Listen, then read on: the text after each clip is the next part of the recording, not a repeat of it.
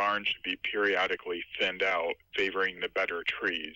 Livestock should be excluded from living barn areas when they're not needed so that the trees are able to rest and recover and to avoid issues like excessive soil compaction or excessive nutrients.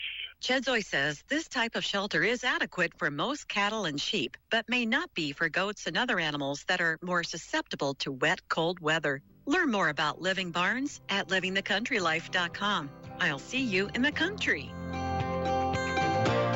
Living the Country Life. Ideas and inspiration for your place in the country. You can find more information on today's topic, share your tips, and post photos by visiting us online at livingthecountrylife.com. Today's Daily Encouragement by William the Encourager, sponsored by Ted Russell Nissan, home of the lifetime warranty on Kingston Pike. Good morning, my brothers and sisters. Welcome to Wednesday. It's Wednesday. Don't be afraid. Stand up and say, Lord, I thank you, and we got this. There's nothing that can defeat us, for if we are down on our knees, we shall be raised with Christ, and we shall have and learn how to administer self-control over the lust of the flesh. Romans 6:12 says, let not sin therefore reign in your mortal body, that you should obey it in the lust thereof.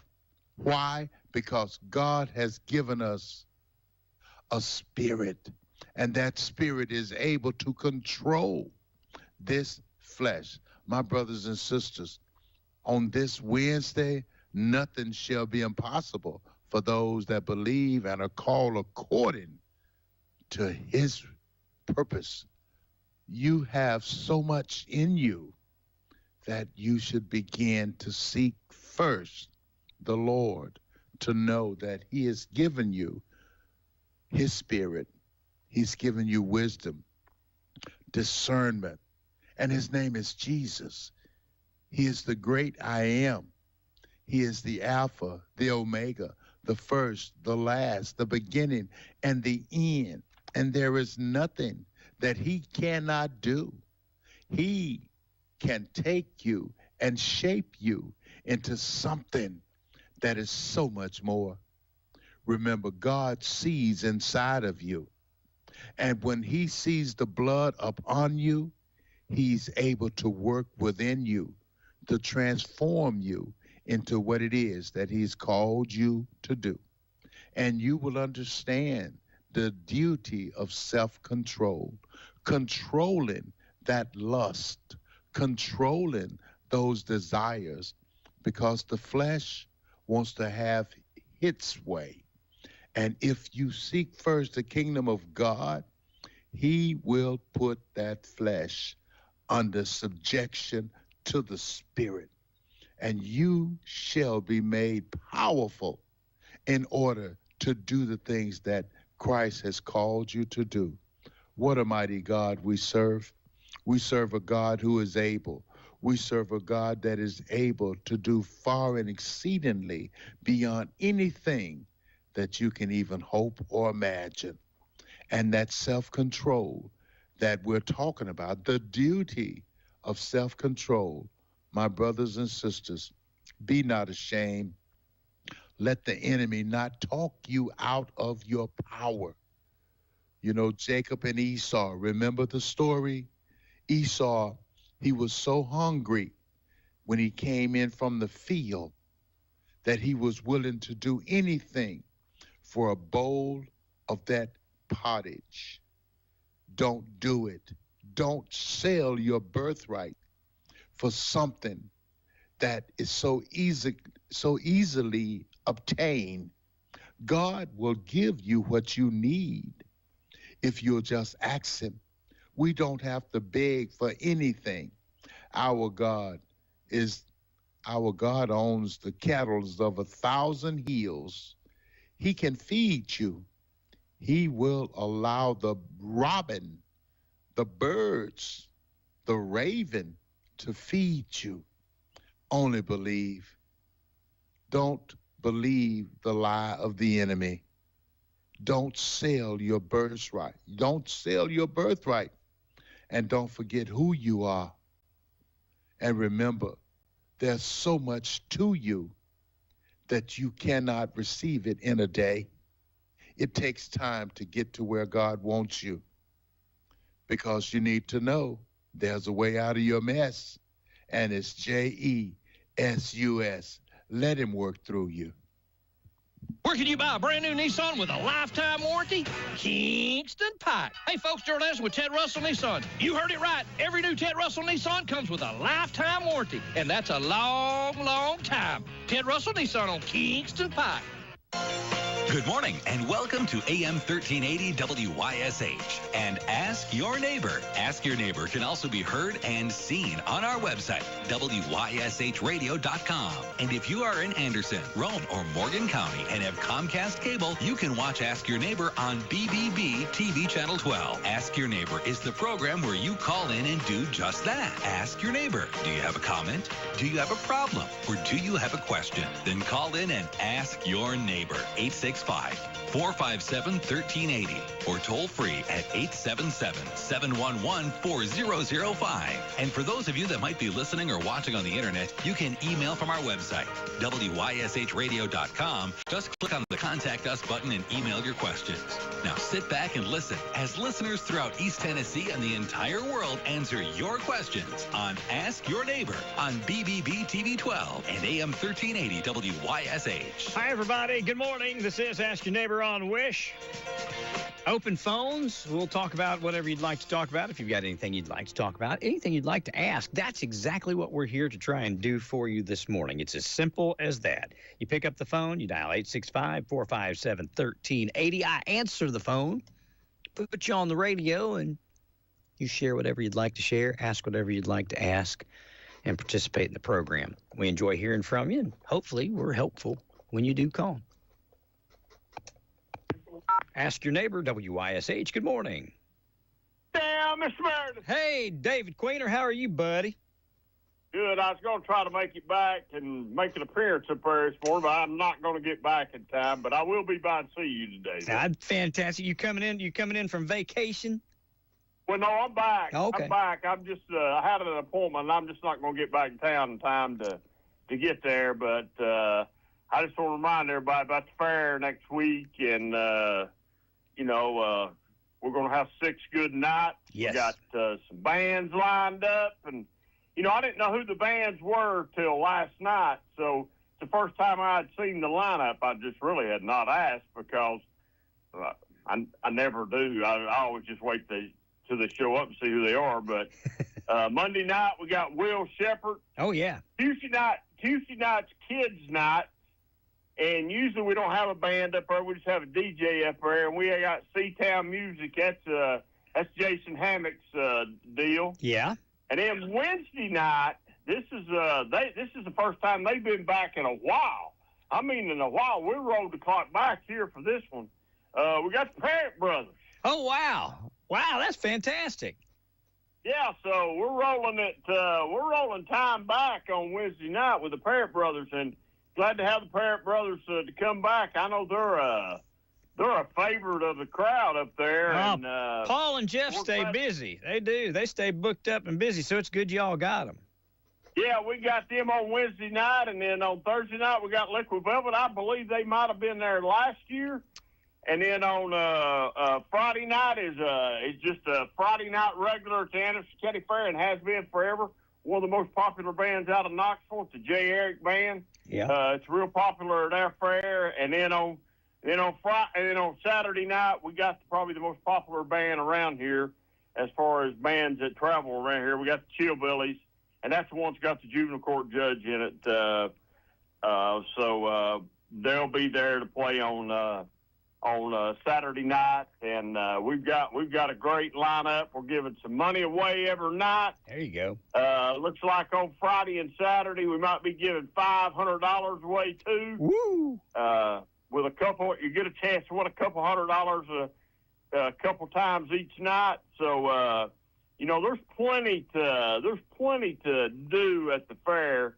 So come on out to the fair, man. Have you seen, or looked on the weather, what they're predicting is just typical Well, July? Monday and Tuesday, I think there's a 20-30% chance of pop-up showers like it's been this week. Yep. And you know what? There's been a couple days it's supposed to rain here. It's not rained. No, I know.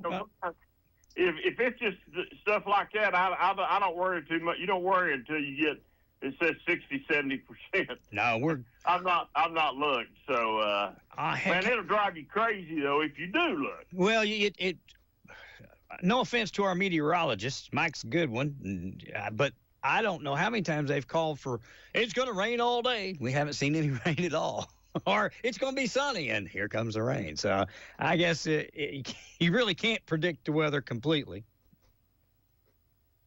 That's true. I think there's a lot of things that play into that, and I know that. And we know we've got an outdoor event, but if it rains a little bit at 4:00 and just a sprinkle or two, just come on out. Now, hey, Thursday and Friday night.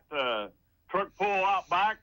If I'm not mistaken, and I was trying to look, I've got a brochure in the car here with me. I was trying to look. I think there's some money that's going to be given away out there Thursday and Friday at the truck pull also. So, you got a chance on Thursday or especially on Friday to win money at the truck pull, to win money up on top, and then you got enough that you ought to be able to bring your family back on Saturday. Well, your kids just go get in free for 15 and under. There you go. And you can come back and eat high on the hog and everything else. So, we got a little bit of everything for next week. Fairs on Monday, and then I'll see here Tuesday what's in this thing here. I don't really know. See, I don't really know the schedule. I know the fair is Monday.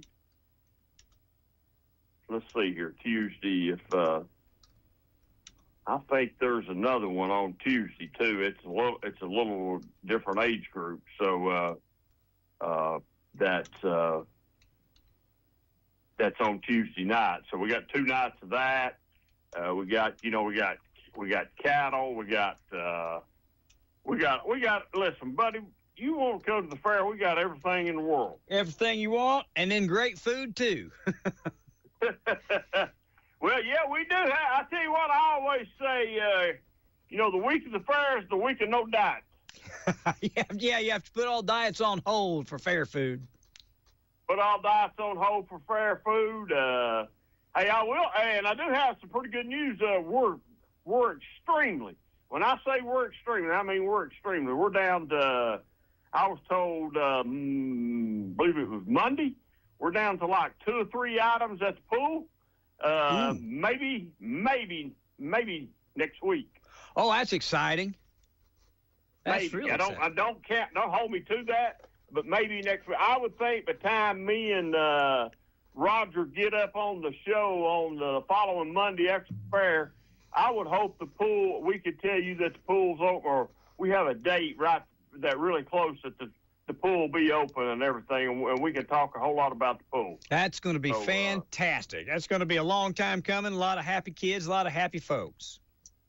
Yeah, it will be, and it has been a long thing. So it sure has been. So we'll maybe we can get it open here for it snow. I tell you what, I think we ought to open it if it does start snowing. Get it open one way or the other. Yeah, get it one way or the other, buddy. Open it. If it's December, open the pool. There you go. Have y'all talked any further? Have y'all talked any further about if you're getting it open, waiving admission this year or anything? Is Roger talking? He's talked about it. I've not talked to Roger since I've been back because he's gone. I'll see him next week, and I'll mention that to him, and maybe that's something we can announce on. Maybe we can make a big announcement on WYSH when we come up on that. Like I said, I think it's the 21st. I think it is. Yes, maybe sir. That's something we can make that day when we come up. So and be able to announce it so people will know that we're not going to charge anything for it. He had mentioned that, and he's not. I've not heard him say anything. I've not heard him say anything any different. Yep. But I'm not, maybe, I don't know if that's what he's still thinking or not. So we'll see when we come up on the 21st. Maybe he can clarify and straighten me out even. So, but we'll see. But like I said, fair's the 14th through the 19th, 130. Lord, I don't know, 137th. Yeah, that's what I think. Edition of the fair, and think about that. That's like I was talking about. With Harrod Farmer being to 82 of them, Ron. Wow, it's fantastic. It's amazing. There's very few things that have continued on for 137 years on a continuous basis. You know it? Yeah, and if you think about that, I can only imagine how hard it was at times to keep the fair open, to keep the fair going. During the times back then, and they kept it open, they kept it going. Somebody seen enough to keep it going and keep it rolling, and then to roll into different generations with us, and for us to do the same thing. And this will be mine and Bill Riggs' 37th year doing being a part of the fair. So I don't think I'm gonna catch Howard, but I'm knocking them off too. So the fair's a lot of people like the fair, and a lot of people come to the fair. Just that's where they'll meet up with somebody that they've not seen since last year. So they love coming to the fair, hanging out, catching up, and like I said, eating good food and listening to some good music and seeing folks. Yes, sir. We're looking forward to it. Looks like, and the weather looks like it's going to be not, we're not going to be up in those 90s like we have been. Looks like we're going to be in the 80s, and so it looks like it's some good weather on the way. Well, if it goes like it's even when it was been in the 90s, and as the sun goes down, it cools off. It'll be nice up there in the evening time. Oh yeah. And come on, we don't close that thing till about 11 o'clock every night anyway, and it stays open just a little bit later on Friday, and as we get later on in the week, especially on Friday and Saturday, that's not our call. That's the carnival's call. They'll run the rides as long as people's lined up to ride them, because you've paid money to do that. So they'll run them things as long as you're riding. So and we're there till 2 or 3 o'clock in the morning anyway, so it really don't matter to us. So if people hang around and stay and enjoy the fair, because that's what we want them to do. We're only there for 6 days, and we try to make the best out of it that we can. That's why it's called the best 6 days of summer. We want it to be the best 6 days of your life while this week coming up, and hope everybody enjoys it. And if you're a listener out here and you've heard me run my big mouth this morning, and you see me next week at the fair, come up and hit me on the shoulder and say hi, and I would enjoy talking to you. And maybe there'll be some people do that. I know there's a ton of people listen to WYSH, and I just want to say my heartfelt thanks to you and Merle and all your folks up there at the Radio Ranch for everything you do for the Anderson County Fair. And you've been a loyal sponsor for years. Yes, sir. And I appreciate that from the bottom of my heart, and I really do. And the fair and all the fair people do too. And you're our official radio station, you and Merle are, and we appreciate it, and just want people to know that we've got a local radio station that participates in local stuff, and that's a daggone good sponsor, and I appreciate that. Thank you, David. I thank you for saying that. We enjoy doing it. We have fun, I don't get to the fair as often as I used to, but for about 20 years I was there every single night. We'd set up with the police department. Remember, they'd set up right there on the left when you first come into the armory, and they'd let us set up over there on the end of the table back when we had to drag off truckloads of equipment to broadcast, and they'd let us keep it over there in their little area so nobody'd mess with it. And we'd broadcast live down there from the armory and go walk around. People come in and talk to us. So we've always enjoyed doing it. It's a fun thing. I encourage people to make a point to, if you can't go every night or what have you, at least make a point to get there one night. You'll enjoy it. If for nothing else, to howdy and shake with folks you don't get to see a lot.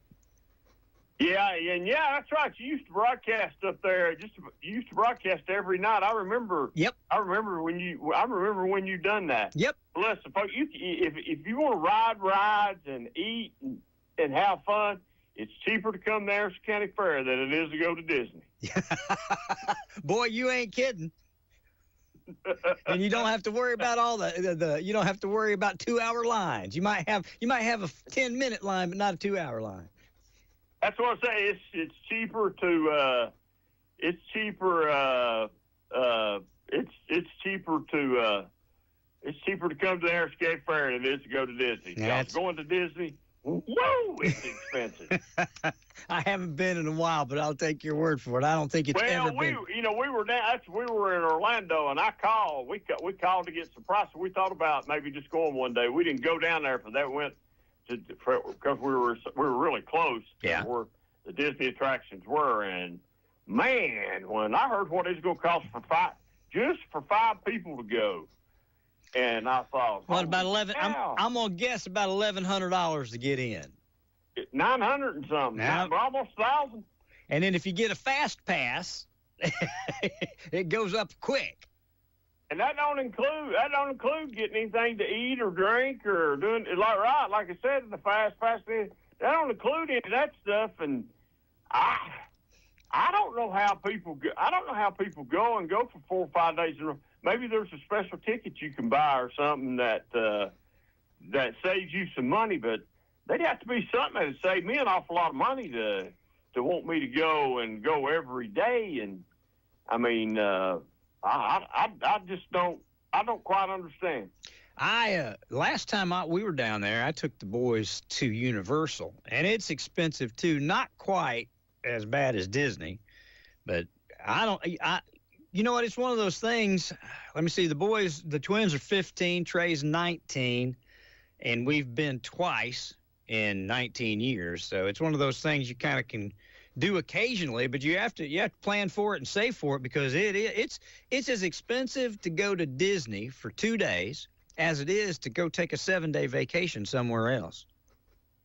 I agree with that. I agree wholeheartedly with that. If you're taking a family of 4 or bigger, you're dropping some change when you go down there. You sure are. You're dropping some change. And they don't blink an eye at charging you $8 for a drink. No, and they don't. It's probably 8 or 9 or 10 or 12 for a hot dog or a hamburger. Yep, too, probably. It's expensive. So, the same hamburger you could get probably for $2 or $3 back here somewhere. So, man, they know how to make you like it. That's all I got to say. We'll just call Anderson County Fair Disney North or Disney Light. Save some money. Yeah, save some money. Come to Anderson County Fair. Don't go to Disney. Save some money, folks. Come on, let's go now. All right, pal. So, all right, buddy. Like I said, I'll be back to see you in a little while, and I look forward to seeing people next week at the fair, and I look forward to talking to everybody on the 21st. And be safe out there, and stay hydrated and stay cool. Thank you, Brother David. See you, bud. See you, pal. Bye-bye. Remember, write it down, make a note. Queener's Corner, Monday, 21st. David's here on the 3rd Monday of every month. You know, when we first started talking about this, I thought we'd have some political discussions. But I swear, with the way of the world, I think more like David. David thinks more like me. We don't disagree much on political stuff, which is probably fine. That's good. You guys hear enough of that political BS anyway. We've got a lot of good stuff. He's bringing the city manager with us. And I believe, I've known Roger since he started. I can't remember how long I've known Roger, probably since 91 or 92. And I don't think Roger has been up here, not as recreation director and not as city manager that I can remember. But the city manager is going to be here. Roger Houck's going to be here with David, so that should be interesting. And all of now, I'm telling you, listen to me, hear me now. Please let me know any questions you've got, projects that are going on, Market Street or whatever, and maybe we can take calls. I don't think there'll be a problem with that. But if you'll let me know, I'll make sure that I'll let David know, and he can Roger can be prepared, in other words, to bring the information of anything that you need to know about. So I'm looking forward to that. Looking forward to getting Roger up here and talking about, man, what a tremendous job he's done as our city manager. Back when he took over, there was a lot of there was a lot of turmoil, and I know that some folks were wondering how he was going to do, and it's done fantastic. It was a great move. You look at the things that have happened in our city. Anyway, we'll get him up here and talk about it Monday with Queener's Corner. Now, it's Monday the 21st, not this Monday. This Monday's kicking off the Anderson County Fair. We got lots going on, don't we? Good morning, WYSH Radio. You're on Ask Your Neighbor this morning. Well, good morning to you there. Well, there's Brother Mike. How are you, my friend? Oh, just trying to stay cool, brother. Jasper and I were on here, I guess it was Monday, and talking about Scotty Witt. And I thought you might call in then. I didn't know if you might have still been snoozing. I was listening a little bit, but yeah, I thought about that. But yeah, he went through some trials and tribulation there, but he was one of the best running backs that I'd ever saw play down in Anderson County. Well, Walt Stayer has been following the Clinton Dragons for a lot longer than me, and I've been doing it since 1990. Walt's a Clinton High School alum. He was the voice of the Dragons when I bought the station up until the mid-'90s, a little later than that, actually, probably to 2000, and then he left. Jim Harris took over, and then when Jim retired, Walt came back. And Walt says it's his opinion that Scotty is probably the best player that we've produced. Certainly the best running back we've ever produced. Now, Jasper says there's a couple of close seconds, if not tied. But I know that since 1990, I've never seen anybody that can run the ball like Scotty Witt, ever. Well, you weren't around there, but there was a kid that came out of Strut Street in Oliver Springs and went to Norwood, and then when he got out of Norwood, he came to Clinton High School, and his name was David C. Fritz. Yeah, that's what Jasper said. He said that Scotty and Fritz, that'd be a close competition. Well, I was talking to Crawdaddy. It was one day earlier this week there, but I was kind of going through the list there, and you were right on, spot on too there, because I said, David C. and Scotty right there. I mean, they could have been 1 and 2 or both tied for 1. Then John Miller, yeah, was right there. Scott Hudson and Weston Hazelhurst. Weston Hazelhurst was a beast. Yes, sir. Yeah, absolutely. And he's doing Little League ball now. He's running the Clinton Football League. You know that? Yes. I'd seen something on Facebook about that. We need to get him. I need to get him up here on the radio, and we need to talk about that a little more. Get Weston. Okay, I just seen where it's starting up. Yeah.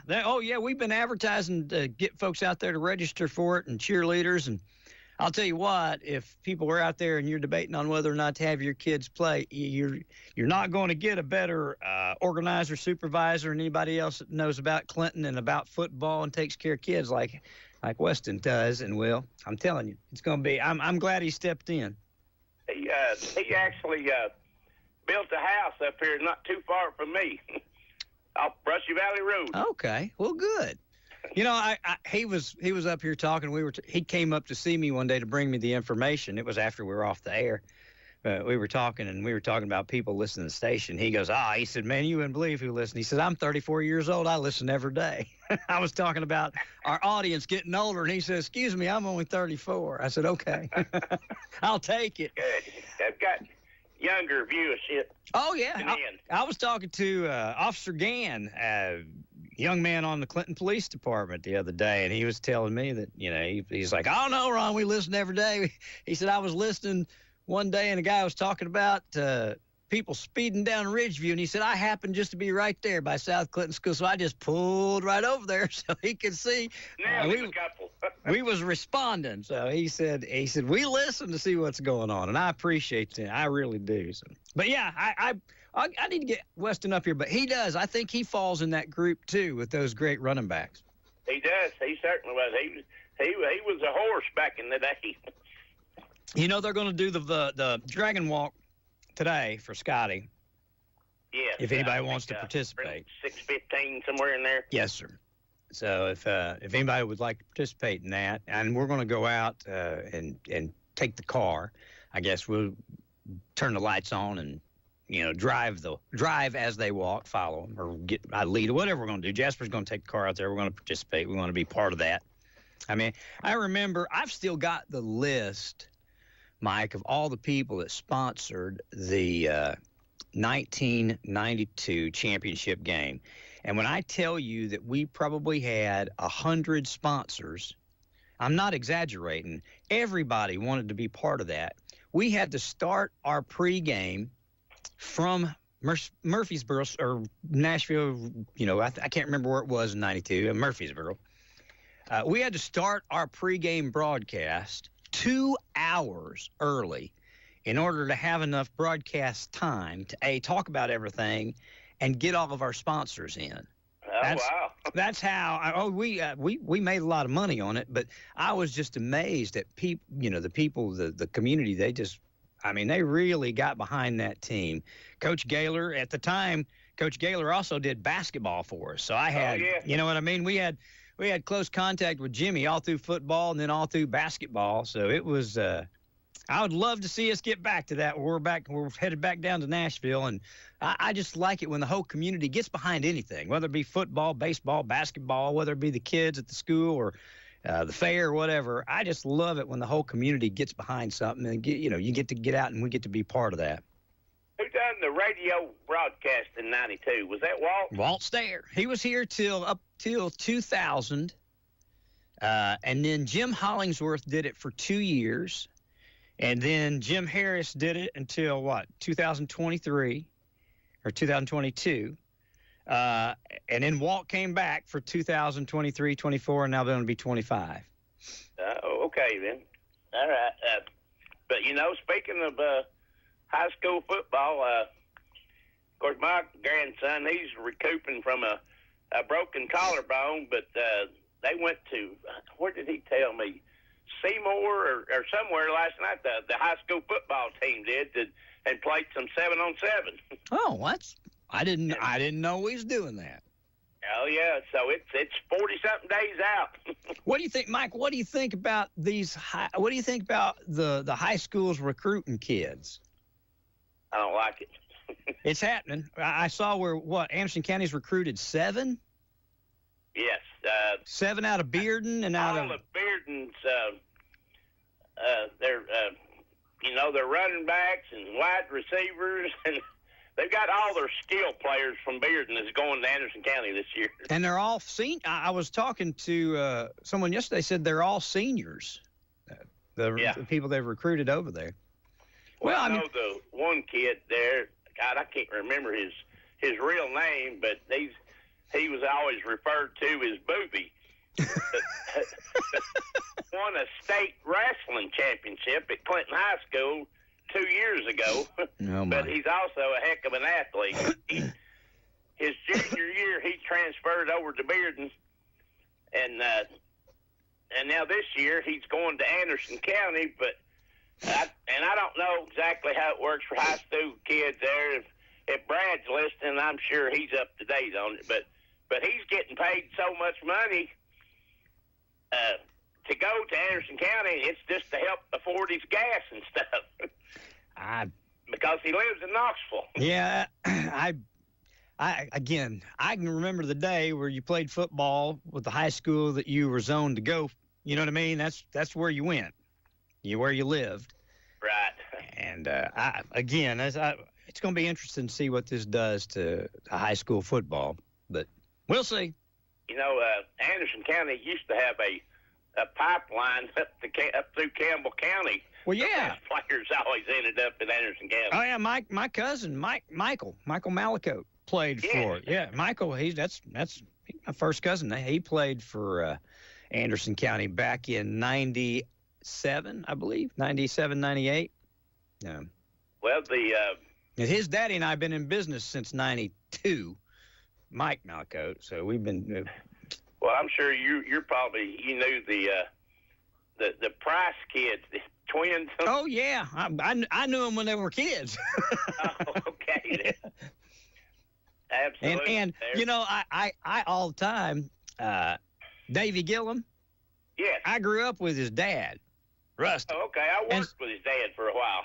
His Uncle Tom lived to my left. His Uncle Kenny lived directly in front of me. His Uncle Joey lived 3 houses up from me. I grew up with all those boys. We played football. We roughhoused.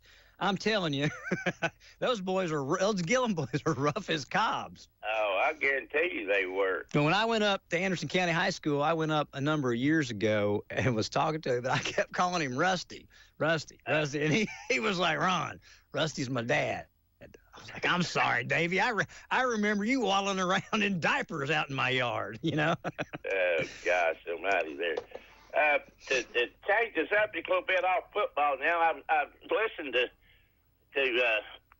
David talk a little bit, but not, and listen, because I flipped over a little bit late. I think he's already started the conversation, but I didn't hear David WYSH's name mentioned there. He was talking about the bands. Oh, David will be there on Senior Day. He was just talking about the bands up top, but David will be there on Senior Day.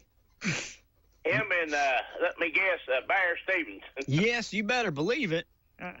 It won't be Senior Day when one of those 2 guys aren't there. Oh, I hear you. That's David WYSH music and ice cream. That's it. That's it. Oh, okay. And one other thing I was going to bring up to you yesterday. I got up and was watching the news there, WBIR, I guess there, and that's Abby Ham, Heather Wallaga. Yeah. And they were over at Aspire. Yes, they went over to Aspire Park the other day. Mm-hmm. Yesterday was when they broadcast it, and I don't know if that was live or not, though. I think so. I think they were there yesterday morning. Oh, yeah, it was. It was yesterday morning when I watched it on TV. Mm-hmm. But, even Joe came in, and they talked to him there. And I don't know if he said this year or he expects next year to be at least 500,000 people to come through Aspire. You know what? They're on track right now. When I talked to him, and it's been months ago when we were out there, they felt like they would accomplish that this year. Oh, okay then. Drive out there one day. Look at the parking lot. It's full every day. Oh, there's stuff going on there. No kidding. But he was talking about that. I guess when they first opened up, they had a couple from Australia. Yeah. The land down under, they come over. He said, you can meet all kinds of people at the bar. Well, he met a couple from Australia, and they came back like, I don't know, it was 2 or 3 months later and brought another couple with them from Australia. That's cool.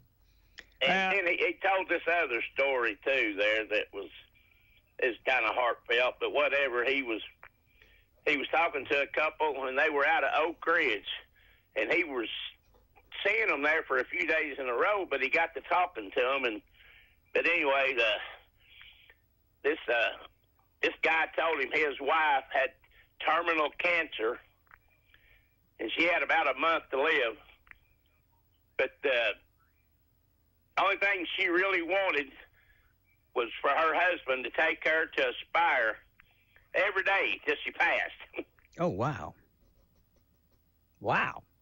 So, that was that was kind of heartfelt there, and I said, that's saying something about Aspire there. If you got somebody in their dying days, they just want to go frequent the place every day. That's saying something. Well, I just encourage anybody that hasn't been to go. It's free. It doesn't cost a thing. It's just like a normal state park or federal park. it's free to the public to go and use the facilities. They've got a non-motorized boat ramp where you can put your kayaks and stuff, bicycle trails, walking trails. They've got 2 different dog parks. They've got, well, actually, I think 3. They've got a mini dog park. They've got a medium-sized dog park, and then for big dogs, and they're all separated so that the little dogs can't get eaten by the big dogs and vice versa. And then they've got a dog park where they all mix together. They've got playgrounds. I mean, it's really, really nice, and I encourage, folks around here. Well, I've talked to a bunch of people that are around here and said, no, I haven't been. Go. It's really nice. I mean, you might not want to go when, and it's free. You might not want to go when it's 90 degrees. I understand, but go in the evening. It's really nice. But one of the coordinators or somebody was talking about the playgrounds and stuff. They're color coded for different age kids. Yeah, they are color coded based on how old you are. If you're like 2 to 4, they're this color green, and 4 to 7 or whatever. Yeah, I think they've got 4 different color codes for the age of the kids, which is pretty cool. Oh, that is really cool there. And another thing that was really cool too, they showed a place inside the building, but there was actually a booth. Oh yeah, I was getting ready to talk about that. You can you talk into it, and it goes up through the laser things there, and I guess it sends your whatever message you got up to the aliens. Well, that's they have kids come in, and you can go through. There's a little area that you can go through. And it's kind of akin to junior achievement. That he's got all these different characters, and you pick one of these characters, and then as you go through this, I don't know, it's kind of like not an assembly line, but it's kind of like that. There's games and puzzles and stuff like that on the wall for the kids to do, and as you go through and do it, you come up with what you want to be, what you aspire to be, what scares you, what you're worried about, all these things, and then at the end of it, you go into this booth. And it's looks like a full-size mirror. And at that point, you can record. You can go on and record. You tell it, record what you want to do, what your plans are, and then they take that big old beam that they send up in the sky, and they have to coordinate with the FAA to do it, but so they don't do it every night.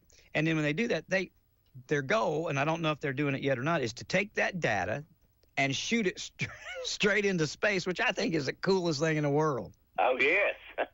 I don't know if the space station can pick it up or not. It might be. I mean, the laser goes on forever. Oh, yes. He's really created something special over there, that's for sure. Hopefully he's making some money back with the restaurant and the bars and stuff that are there. And of course, they were talking about, they've actually even got a wedding venue. Oh yeah. They've had a big corporate people there that show up there, to host meetings and stuff. And I think our Chamber of Commerce, they show up too. Oh yeah. Because actually Rick Meredith was on the show yesterday morning. There you go. I'm just saying, I'm telling you, if y'all haven't been, go. And just like that thing I was telling you for the kids, that's there's no cost to that for the kids to go do that. There's a restaurant, there's a bar. If you want to get something to eat or drink, it's there and it's available. But there's a lot to do, a lot to see. And the food's phenomenal too. And I haven't ridden the bike or walked the trails, but I think there are 70, Jerry Shattuck will have to correct me, but I'm going to say 75 different people that Joe and Jerry and I guess some other fathers of the community identified as people from here that can inspire others.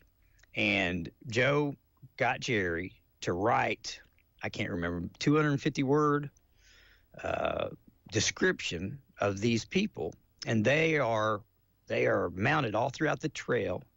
They're inscribed in granite, and so there are stories about these people that have done great things from our community, from our area, that a lot of people might not even know. And then if you go out on the patio outside the bottom floor of the restaurant near the playground, it's up to the right of the playground, but you go out he's got what he calls the Great 8, and it's the 8 greatest things that have happened here in our community. Everything from Norris Dam to the Manhattan Project and the Clinton 12. He's got all of these great things in time that have happened here that, you may or may not know about. But it's impressive. It really is impressive. Go.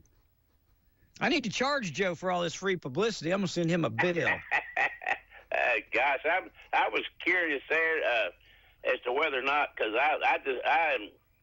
I've got 2 worn-out knees there, and I can't walk like I used to. Of course, you get up close to 70 there, there's a lot of other things that don't work, too. But anyway, okay. I was wondering whether or not that if people could rent the golf carts. I don't know. Or if they offer, like, if you'd pay for one of their people, because they've got I think they're like, the golf carts are like 3-seaters, I believe, at least. But I didn't know if you could hire one of the people that works there just to ride you around and show you all that stuff. Because what is 370 acres? Yeah, that's a lot of ground. Oh yeah, it's a lot of ground. I don't know. I don't know if they do that or not. I know that they had offered, because it's quite a ways from the parking lot to the restaurant. And I know that they offer golf cart rides from the parking lot up. But I don't know. They didn't take, when we went to tour the park and the restaurant and everything, they didn't take us out on the trail. So I don't know if they can or not. Might be something they consider in the future, because I know there's a lot of people. I haven't been out on them. And David West has one of the markers. He's noted as one of the people. And he was asking me, he said, have you seen it? I said, no, I haven't been out on it. He said, well, when you go, take a picture of it. Because I said, well, when I get out there, I will, but I haven't yet. So I'd go a lot quicker if I could ride in a golf cart. Oh, absolutely. But I think you're exactly right there. I believe that you can call in and tell them what you're driving or whatever, and that you're going to be in the parking lot and a certain time, and they'll come up there and pick you up and give you a ride into the restaurant. It's all class act. It's really nice. Again, understand this. I know I've heard people, he's just trying to make money off it's free. He ain't trying to make any money. I mean, I guess he would like the restaurant to be self-supportive and maybe make a little bit of money. But I don't know if that restaurant will ever be able to make the amount of money that he's invested in this park. And he put enough money away. He put enough money in an endowment to run the park for 100 years.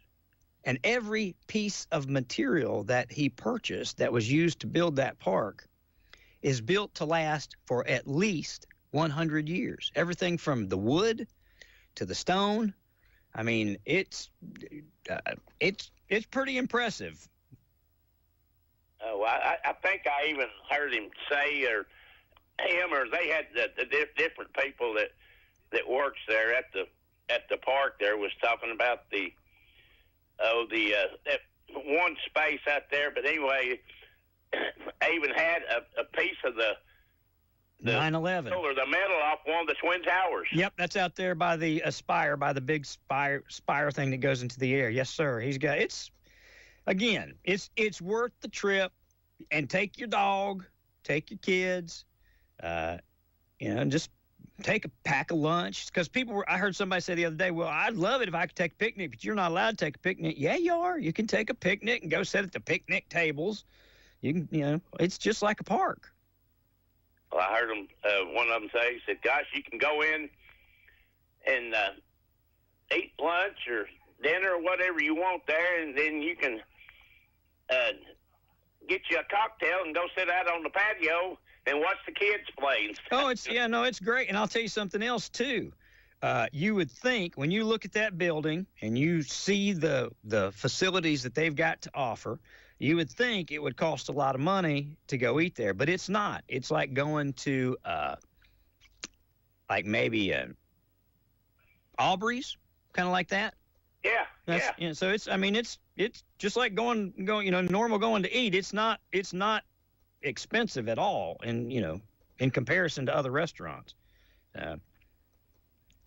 I encourage people to go. I hope they will go and support it. But I mean, supporting it, it's free.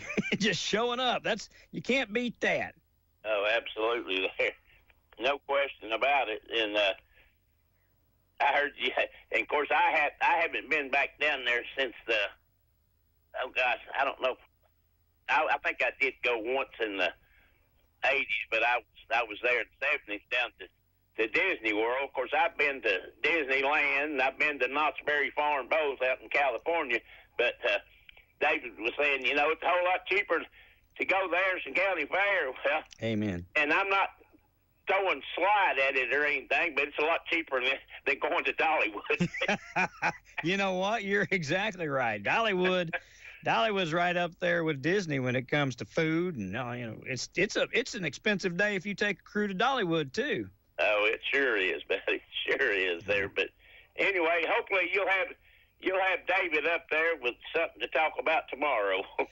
David West should be here. Far as I know, he's not said anything different. He's gotten good about letting me know usually if he's not going to be able to be here. But I believe he'll be here. And I think I don't know if that was last week or the week before he was helping deliver a baby donkey or something. Yeah, it was last week. Week before last. He was getting ready to leave to come up here, and his donkey went into labor. So he stayed there and delivered a baby donkey. Sent me pictures of it. Gosh, he's got a lot going on there. He's a man of many hats. Oh, no doubt there. But all right then, Ron. You enjoy the rest of your day, buddy, and I'll look forward to tuning in tomorrow. Thank you. I appreciate you, Mike. Have a great day, buddy. Talk to you soon. Thank you. All right. Bye, bud. Bye-bye. That's what we do. 865-457-1380. Anything you'd like to add, anything you'd like to ask, anything you'd like to share, we'd love to hear from you as well. 457-1380. Toll free, a lot of folks listen. I know you guys hear us say this, and I know people sometimes doubt what I'm telling you, but I promise I'm telling you the truth. I have no reason not to. We've got folks that listen all over the place. They don't call in all the time. I mean, I remember Lloyd down in Gainesville called in a lot, and I've not heard from Lloyd in a long time. Lloyd retired from Oak Ridge and moved to Gainesville. If anybody knows how Lloyd's doing, let me know, because I haven't heard from him. But we've had a number of folks that were out of the area that would call in on a relatively regular basis. Not all of them do that anymore, but I still hear from them. They still send me messages. Doc up in Ohio listens on a daily basis. I hear from a lot of different people. I haven't heard from anybody international in a while, but we still occasionally get messages from people over in Great Britain, just different places. They tune in. Who was it that told me the other day they were in Hawaii? They visited Hawaii, and they took us with them on their phone, and were playing us in Hawaii listening to Ask Your Neighbor. That's always cool. Good morning, WYSH. You're on Ask Your Neighbor. It's me again. Hey, me again. What's up? Well, I meant to make a comment about this earlier, and then after, I'm glad I didn't make a comment. Made me think about something. Hey, we're talking about great running backs in Clinton. I won't forget mine and your good friend John Miller. Yes, sir. John Miller back in the day was one of the best running backs that's ever come through Clinton. And then I go back just a little bit with Jason Weber. Weber was another workhorse. Yes. He was a tough young man and a tough kid when he played running back. But as far as Scotty Whitt goes, he's probably, I would say he might be the best football athlete anyway, that Clinton's had in a very, very long time. I remember David C. Fritz. He would have been right there with him, but Scotty Whitt looked like a man amongst boys when he was out there. He was a hoss, man. Folks have been posting some of his highlights, and I've never seen anybody that, he'd come through the line, get past people, an arm's length, and within 3 or 4 strides, he was like 5 people ahead of him. You know what I mean? It's like he hit his burners and turned on. He got faster as he went. It's just he was a I ain't gonna say he's a good running back. He's a great running back, and Mike named off a bunch more there that was really good running backs too. That we've been lucky at that. That's a position Clinton's really been lucky at over the years to have some really good running backs to participate there. And then Weston Hazelhurst, he was just in a class of his own too, but. I would hate to be the guy or the whoever that sits down and actually puts a ranking on them because, I would put Jason Weber and John Miller. I would put them right there in the top part of that category too. I'll never forget. We went to Oak Ridge to play Oak Ridge. I don't remember what year this was, and when we got out in the parking lot down there was a big electronic sign that said, "Run, John, run, run, John." I love it. In the back of the pickup truck. I don't know if that was his mom and dad that had that sign or if it was somebody else, but I'll never forget that. But John Miller could flat out carry the mail too when he was there, and he'll go down as one of the best too. But yeah, it said "Run, John, run, That's run, awesome. John, run." So John Miller, I don't want to forget about him neither, or Jason Weber. I think, if I'm not mistaken, Jason Weber played a game and had a broken ankle. Really? I think I'm right on that. And I know I'm not quite as old as Mike is up the road there, but I'm getting close to that. And my memory could serve me wrong, but I think he played with a broken ankle. He played a game with a broken ankle. Wow. He sure did. I think that's right. I think I'm right now. Like I said, I could be wrong. I'm not saying I'm 100% right, but I could be wrong. But he's another tough hombre that carried the ball for Clinton and wore the C proudly on his chest and served Clinton well there. Absolutely. Hey, I was going to let you know this too. In fact, I kind of just confirmed it today. I was going to talk about it yesterday, but we're going to start doing Clinton High School sports report every day. We're going to cover every sport at Clinton High School. I don't care if it's chess playing. We're gonna cover it. I've talked to Walt, Robbie. We got Robbie involved, and I think James David's going to be involved. Walt and James David. And so we're getting ready. We're gonna start it when school starts. But if it's happening at Clinton High School, and it involves our kids, I don't care what it is. We're gonna report on it. Track, baseball, softball, wrestling, girls flag football. We might even start doing some of those games. In fact, Walt was talking to me about doing some of the games with Clinton Optimist with Weston. We might even be doing that. So we're getting ready to start that when school starts back up. I just feel like we give a lot of attention to basketball and football, and then some of the others just kind of go by the wayside. And we did that girls flag football game this year just as a favor. And we had a lot. I mean, there were a lot of people that really enjoyed us doing that. So it kind of set a fire. And we're going to try and continue that and add some things that nobody else does anywhere else. And so you might hear about your kid if they play on the gaming team. We're going to follow that. That we got a video game team, too. We're going to follow all of it. I didn't know that. Is that considered we consider that a sport? Yo, not only is it a sport, there's college scholarships available for it. I didn't know that. Yeah, we've got our own we got our own Dragon video team and everything. Yeah. So you know what time slot you're gonna have it in yet? It's just gonna be like a 3 to 5 minute report every day.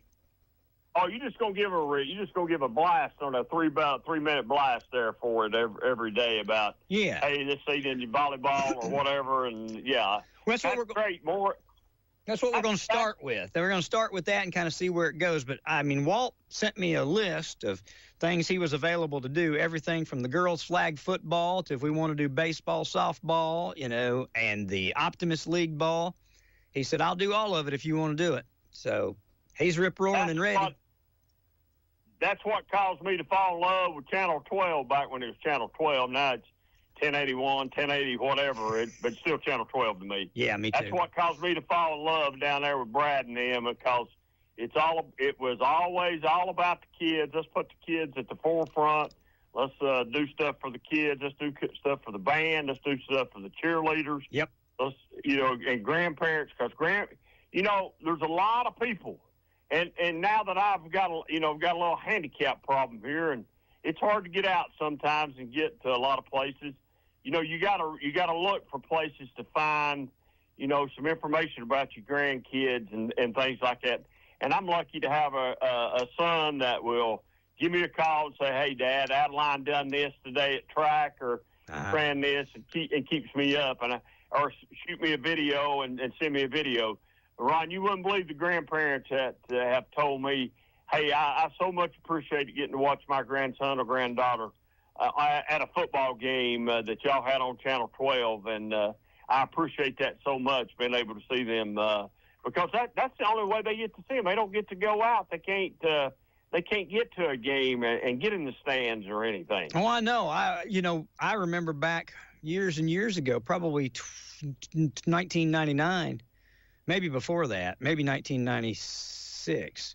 When we started carrying, we had Clinton on the air, and then we started carrying Anderson County on the cable. That's back when cable, it was all still split up. You had Oak Ridge Clinton was one system. Norris had a system. Lake City at the time had a system, and we would broadcast the Anderson County games, and it was the first time they got any kind of coverage in the history of that school. And I've had people come up to me, for years, say the exact same thing. There'd been no other way for us to hear our kids listening to Clinton football or watching. But you mentioned the band. That's something else. If it's going on at the high school and the kids are involved, I want us talking about it.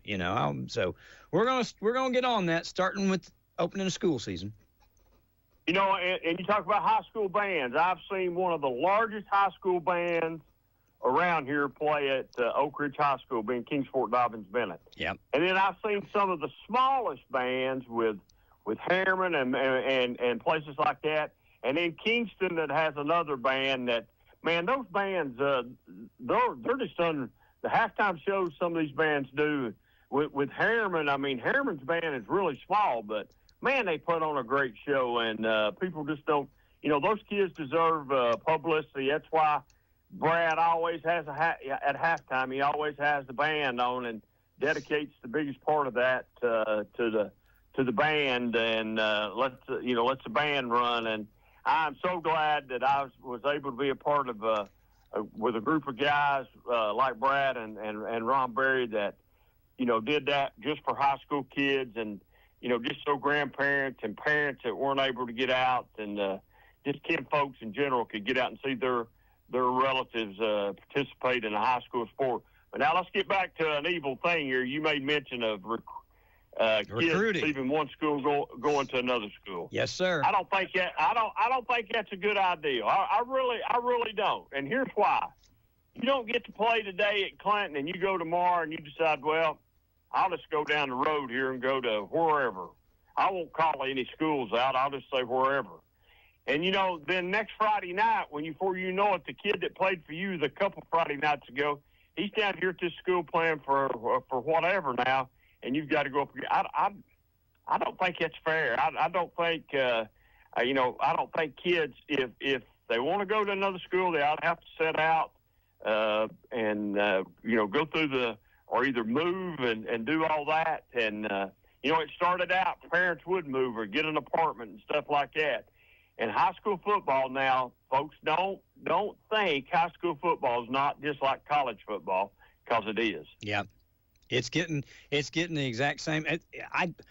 From what I understand, there's actually NIL money for high school now. That's crazy. If I'm not mistaken, I believe you're correct. You can do NIL stuff for high school sports. And be able to have money to participate in high school sports. I need to tell my granddaughter about that. Maybe we get her some NIL money to pay for all the expensive track stuff have all the time. I just wondered, do they have any band NIL money? That would have came in handy with Trey. Yeah. Well, that's what I'm saying, because instruments are not cheap. Yeah. Oh no. And I'm sure there's NIL money at UT in the band. I'm sure there is. There has to be. I would think there has to be. And, you know, they're talking about college football right now, Ron, how screwed up it is. Yeah. Because kids can say, hey, I only agreed to play 12 games and for $100,000. I didn't agree to play game 13, 14, and 15 in the college football playoffs. I didn't agree to do that. No, I know. I didn't agree to play in those games. So if you want me to play in those games, you're going to have to give me another 50 or 75. That's what happened to Nico and stuff like that. I know. This year at UT. And it's not right. And it takes away from the pageantry of the game and the nostalgia of the game and you know what I mean? The heritage of the game. It just takes it all. It takes all that away. I think that they're going to end up hurting themselves in the long run with it. I really do. Because you know what? People don't want college football to be like pro football. College football is an experience. I mean, you can't get anything anywhere else on the planet like you get on a Saturday afternoon at Neyland Stadium. You can't. I mean, it doesn't matter if you go to Alabama. They've got their traditions. We've got ours. And you can't get what you get at Alabama. But it's all becoming the same. You know, you're still going to have a kid that transfers there for 1 year so he can get a better deal with the NFL. He don't care about the traditions of that school. He just wants to get off and get going and get to the NFL. So it's going to depreciate the tradition over time. And that's what I love about college football. Well, yeah, you know, you said I'll sit here through the week when college football starts and say, all right, here's Alabama playing so-and-so or Tennessee and this one so-and-so, and look at time. But the NFL schedule, I don't sit here and say, oh, okay, who's Chicago Bears going to play today and who's this one play? On Sunday, I turn the TV on if there's one game on and I want to watch it for a little while, I'll watch it. Sometimes I don't watch it like I do college football, but I enjoy watching college football just like I enjoy watching high school football. But I think they're going to take the pageantry out of college and high school when they start doing this because it won't no longer be the same. I mean, the transfer stuff it's way out of it. It's just way out of kilter. I agree, and I understand. I think kind of why they were trying to do it, but it's gonna. I don't know. I think it'll eat the program. I think it'll outgrow the traditions. You know, money always wins in the long run. It seems like.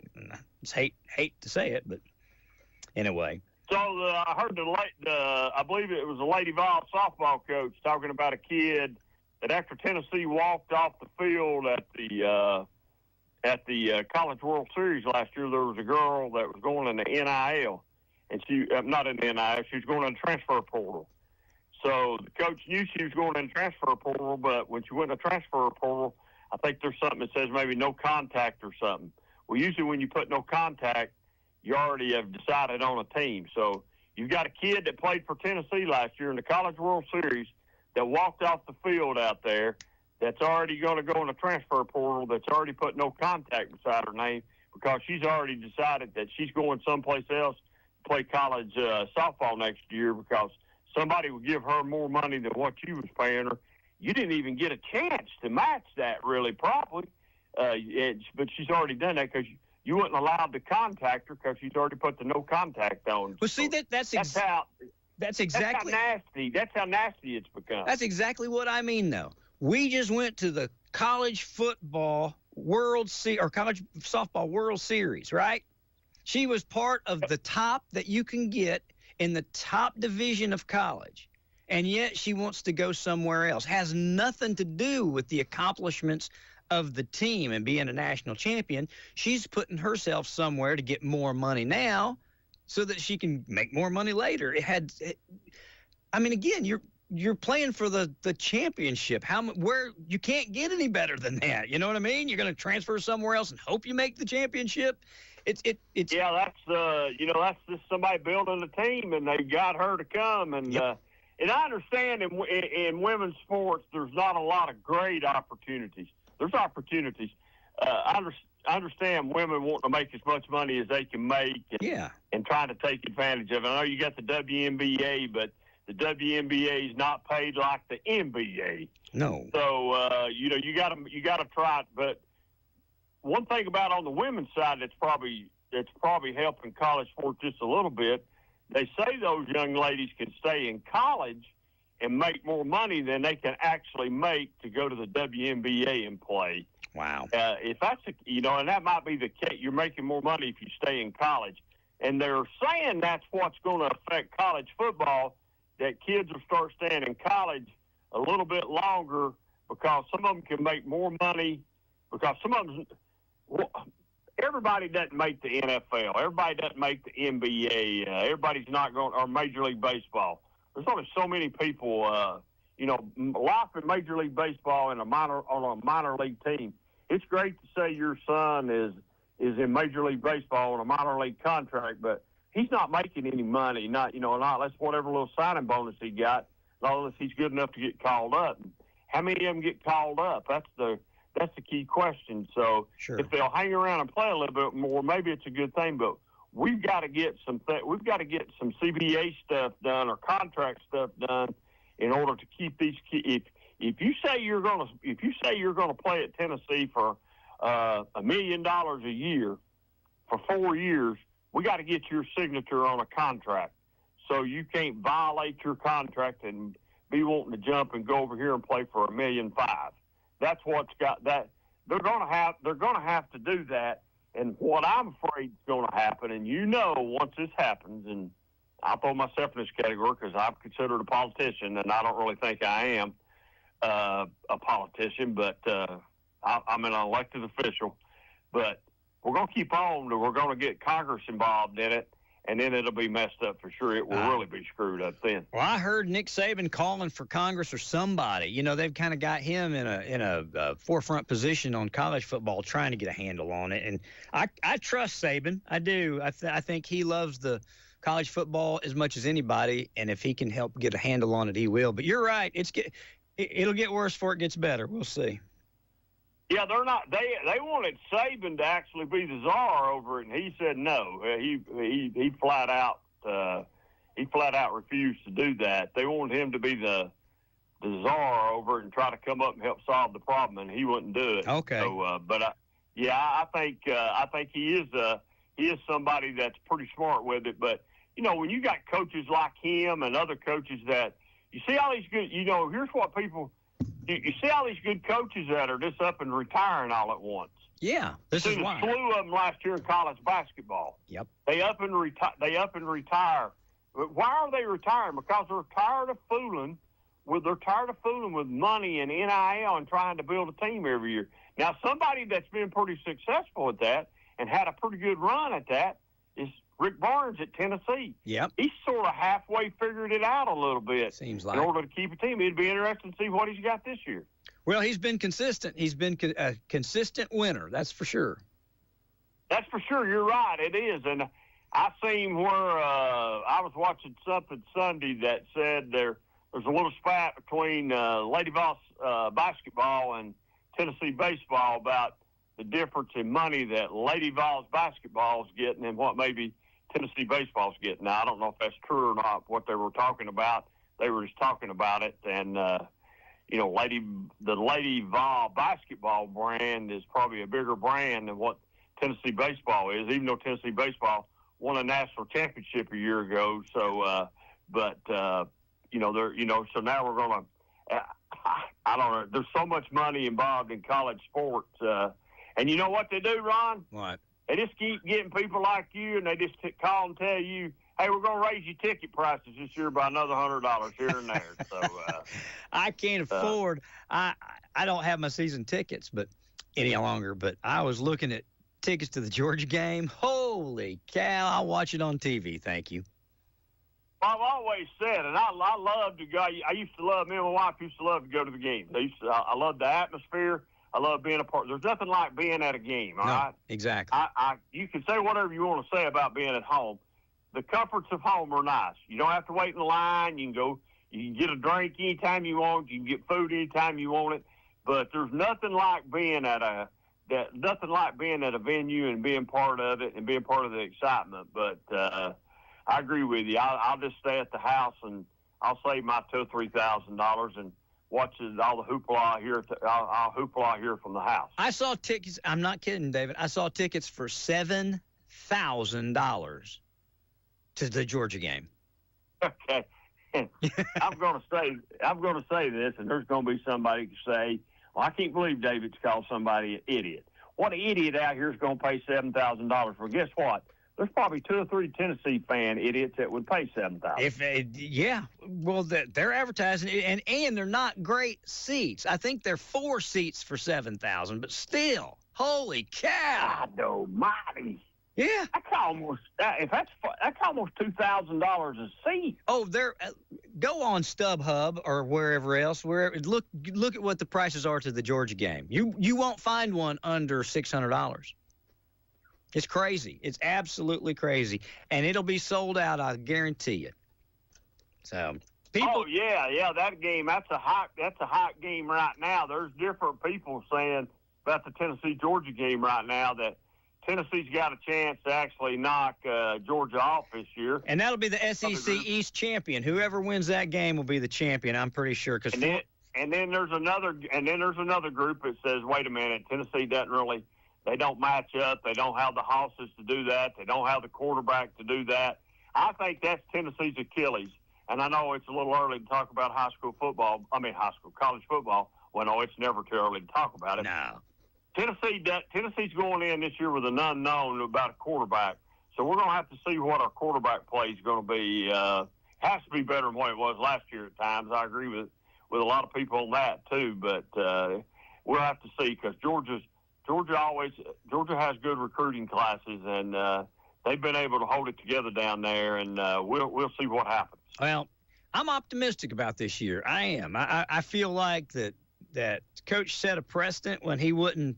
When they wouldn't play the games that Nico was trying to play, and they sent him packing and said, if you're serious about playing for Tennessee, buckle down, let's play. And if you're not, don't let the door hit you in the butt. Get out. Now, I think that the kids that are here I think the ones that are here that stayed are determined to make a good team, and I'd rather have them playing as hard as they can than have somebody just looking for a paycheck.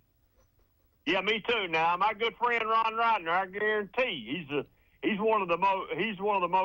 biggest UT. Might be one of the biggest UT fans I know. Okay. I guarantee he's hyped about it, and he'd probably tell you. He always called me Queenus. He'd say, Queenus, this is the year, buddy. This is the year for Tennessee. And he's told me, I don't know how many years he's told me that, maybe 20 or longer, but, he's a diehard Tennessee fan, and he thinks this is the year, and there's a lot of people like that. I mean, that are diehard Tennessee fans, and this is the year for Tennessee. But there's also people out there that think this is the year for Vanderbilt too. I think Vanderbilt's going to do good. I think Vanderbilt is, first time in a long time they've been consistently competitive.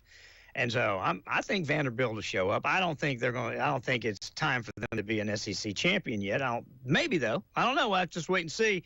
But when you play Vanderbilt nowadays, you've been in a football game.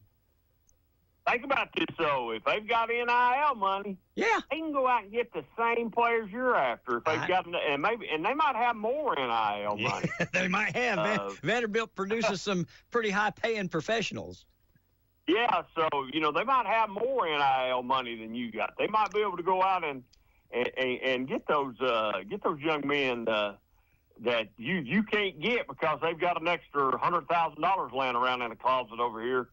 But I just wonder if it's gonna just take it down to where there'll just be so many teams in this conference and so many teams in this conference that will be the actual one that'll be the big dogs every year that'll participate for everything, and your lower tier teams will be your lower tier teams, and that's just how it'll be. Well, again, if they get it balanced out where they can regulate some of the NIL money and get it even where, a lower tier school can compete NIL-wise with the higher tier schools, it'll at least make that aspect competitive, but it's still going to ruin the traditions. It's not tradition anymore, it's business now. And it was one of the few things that kind of seemed I know it was tainted with business and with money, but it was always behind the scenes. You didn't really see it. And now it's right there in your face.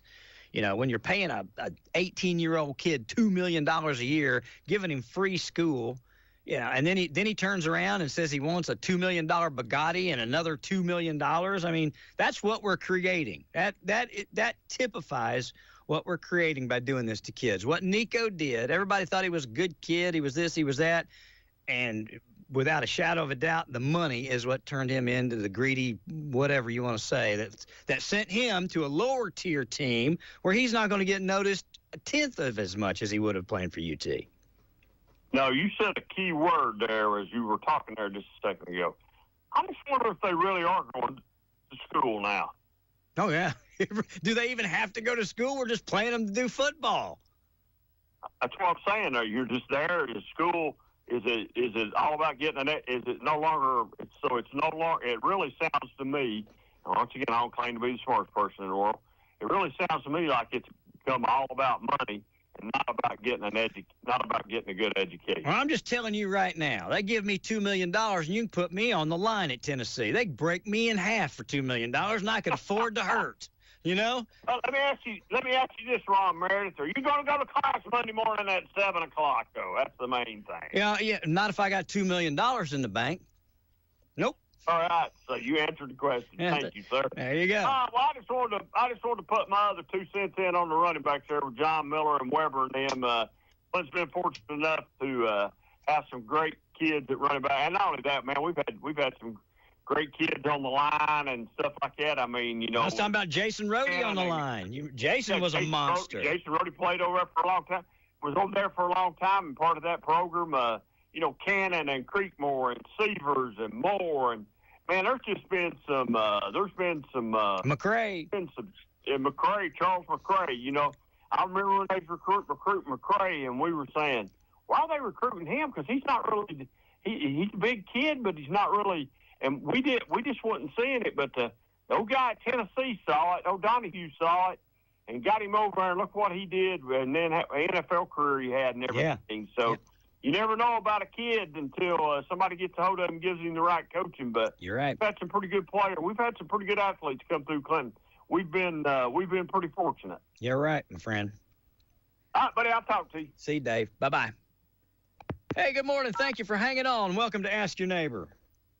Yeah, this is Jerry Shattuck. I was calling to mention a few of those linemen that you finally got to there at the end of that interview with David Queener. All right. Tell me a little bit about him there, Jerry.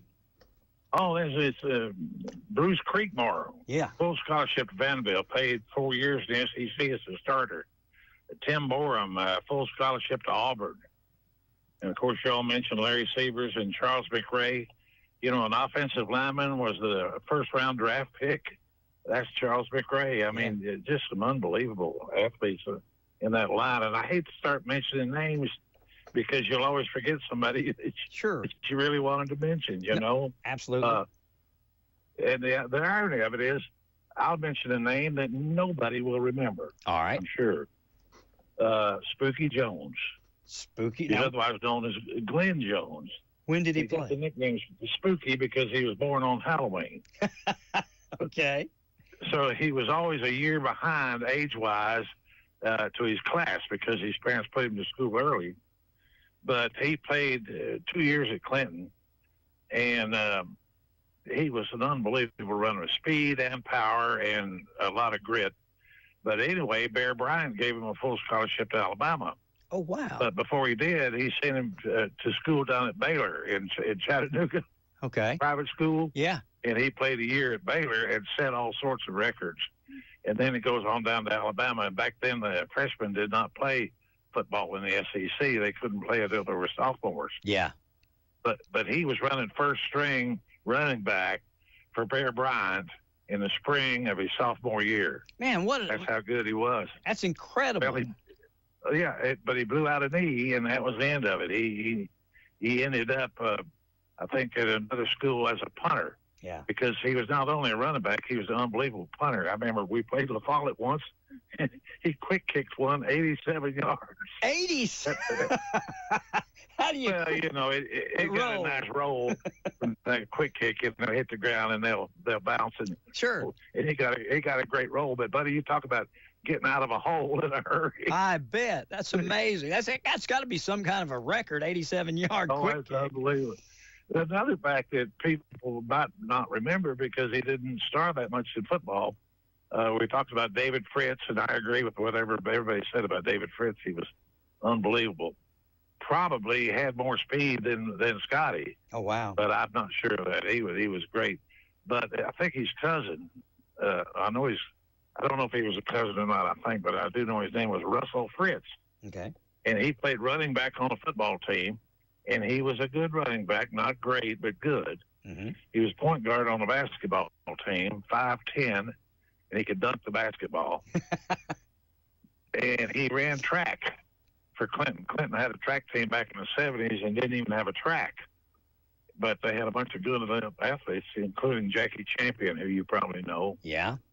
But they finished third in the region, and that was all of East Tennessee. Wow. Which qualified him for the state. They finished fifth in the state tournament. Well, Russell Fritz, he was half the team. I mean, he broad jump, high jump, ran the sprints, ran the hurdles, ran the relays. And after that state tournament, the coach says, Russell says, look, having a decathlon meet over in Knoxville in 2 weeks. I want you to I want to enter you in that. And Russell told the coach, he said, well, Coach, I've never done a decathlon. I can't do that. And the coach said, yes, I can. He said, no, I've never even pole vaulted. Pole vault's one of the 10 at decathlon.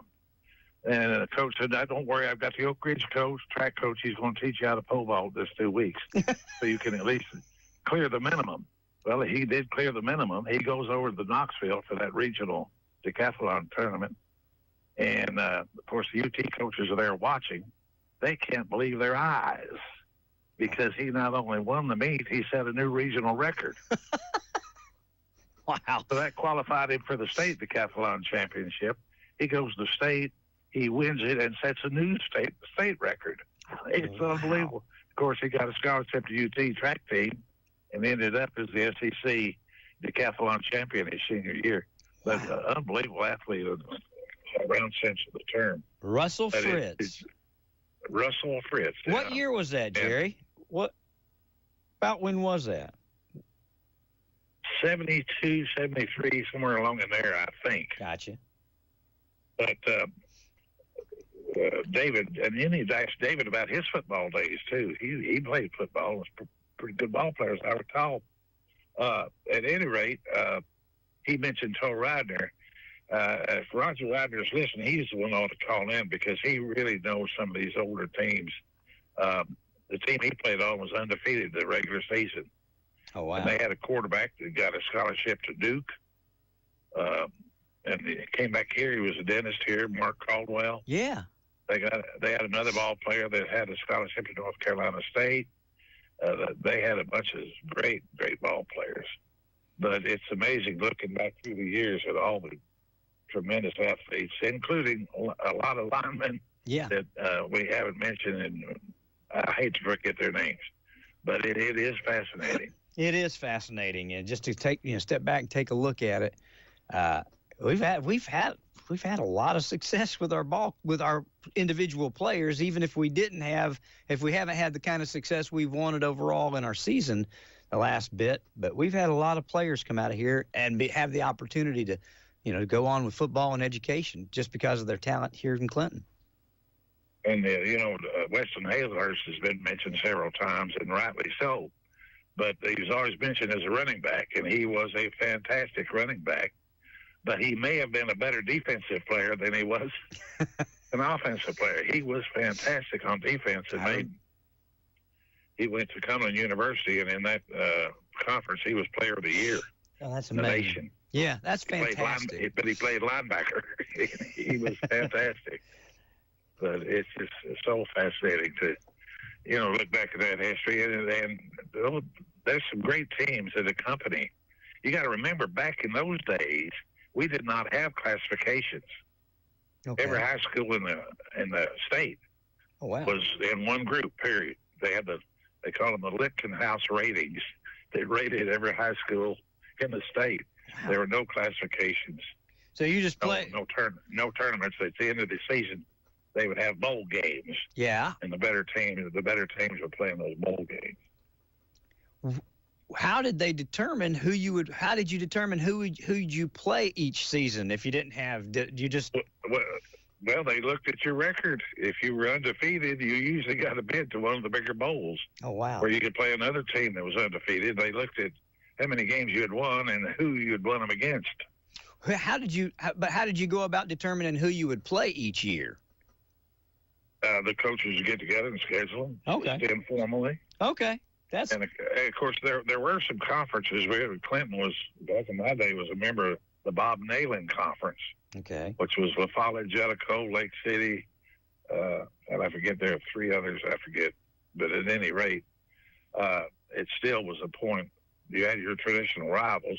Yeah. From town to town. And, of course, again, back in those days, Rockwood was as big as Clinton. Wow. Oliver Springs was almost as big as Clinton. Lake City was good size. La Follette was bigger. Jellicoe was pretty good size back in those days, too. Things change as the demographics and the economy changes. Yes. Now that's very interesting. I didn't realize that there was a point in time in high school ball we didn't have, districts or, teams weren't relegated to play right in one certain area. Yeah. Everybody was in the same boat. I don't know if you ever remember Jerry Daniels. I remember the name. Yeah, he was a college football player. Fantastic. Bill Driscoll, who ended up as the director of schools in Blount County. Oh, wow. Was a fantastic football player. We've had a lot. Names nobody remember. Do you remember Ray Beatty? Ray Beatty. Ray Beatty. Did he go on to UT? No, I don't know where he went to be honest with you, but he was a great high school player.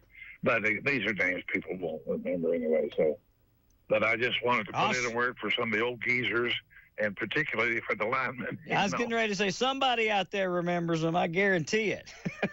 Oh yeah, I'm sure they do, and I'm sure they'll remember a bunch of names that I've forgotten to mention here in this little conversation. But anyway, I appreciate you listening to me and let me put in a word for the linemen. I appreciate you hanging on, and I appreciate your comments, Jerry. I appreciate you listening. Have a great day. All right, see you now. See you, buddy. Bye-bye. It's pretty impressive when you sit down and start to peel back and look at all the opportunity and stuff that Clinton High School has afforded a lot of the young men and women in sports. It's pretty impressive. Had a lot of good players. And we started on this conversation by telling folks, one of Clinton Dragons, Scotty Whipp, passed away over the weekend, and they're doing a dragon walk in his honor this evening, 6:15. And they're going to walk from the high school to the field.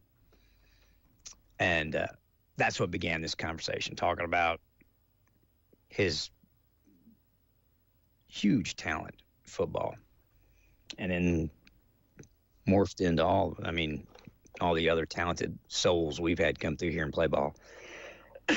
I'm going to take a quick break, get something to drink, and then we'll come back and put you on the radio. Whoever's on. Well, you know what? Let me go ahead and take one. Somebody been hanging on this long. I'm going to take it. Good morning, Ask Your Neighbor.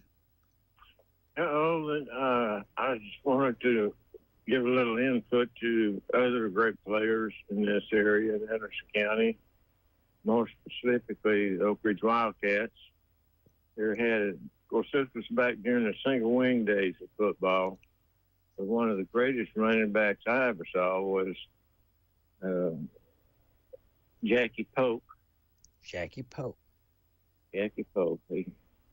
He was wonderful. Just thought I'd let that out there. When did he play? What ballpark? What years? Oh, that was in the early 60s, 62, 3, 4, something like that. Okay. All right. Well, I appreciate it. Thank you. You have a great day. Texas and Tennessee both have reputations of how seriously we take our football. And especially if you're a college football fan, you count yourself lucky if you're in an area like this where you get to see the kind of talent and competition. I don't know why, if it just grows here or if because we pay so much attention to college football, young men grow up wanting to do it, and therefore they hone their skills. I don't know why, but East Tennessee is a huge mecca for talented football. So you get to see, you go to high school football games, you'll see some future NFL athletes. All right, I'll take that break. I'll come back and we'll call it a day, or we'll come back and talk to anybody that wants to talk about whatever you want to talk about. It's the best 6 days of summer. The Anderson County Fair returns to the Anderson County Fairgrounds, 218 Nave Street in Clinton, July 14th through July 19th. General admission is only $10. Buy a season pass and get all 6 nights for $40. Children under 6 get in free. Carnival ride armbands, only $20 per evening. And this year, kids 15 and under get in free on Monday, Tuesday, Wednesday, Thursday, and Saturday. 5 nights, kids 15 and under get in free. The Anderson County Fair has something for everyone. The Fairs to the Fair, the Truck Pull, Kids Fun Night, Living Heritage Skills Demonstration, Seniors Day, Farmers Day, and of course, don't forget the rides. The Anderson County Fair, July 14th through the 19th at the Anderson County Fairgrounds, 218 Nave Street in Clinton. Get more information at AndersonCountyFairTN.com. The Anderson County Fair. As a homeowner, I'm always looking for peace of mind, especially when I have a costly, unplanned expense, like a cooling system repair or replacement. That's when I turn to the eScore Quality Contractor Network. They're the pros who've been specially trained and approved by TVA and your local power company. The quality contractors are licensed and insured, so you can be assured the job will be done right and inspected for free. Contact your local power company or visit energyright.com to learn more. The green flag is out, and here's Shane Van Gisbergen leading the pack. Shane Van Gisbergen will get underneath the car of Jesse Lebanel, race side by side into turn 12. Trouble in front of me here. Multiple cars are wrecking. It started with a spin. I saw Josh Williams go around. Heavy damage to it. Riley Hurts. Allmendinger spins, goes off in the grass. Everyone's going to miss him. They'll clear him. The Pit Boss Food Max 250 from Sonoma. Saturday, July 12th at 4 p.m.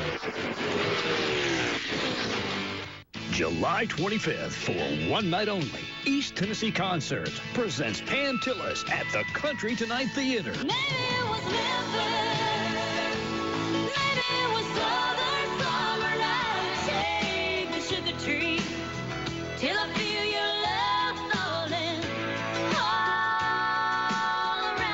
Get your tickets now at EastTennesseeConcerts.com. July 25th, 8 p.m. at the Country Tonight Theater. It's Pam Tillis.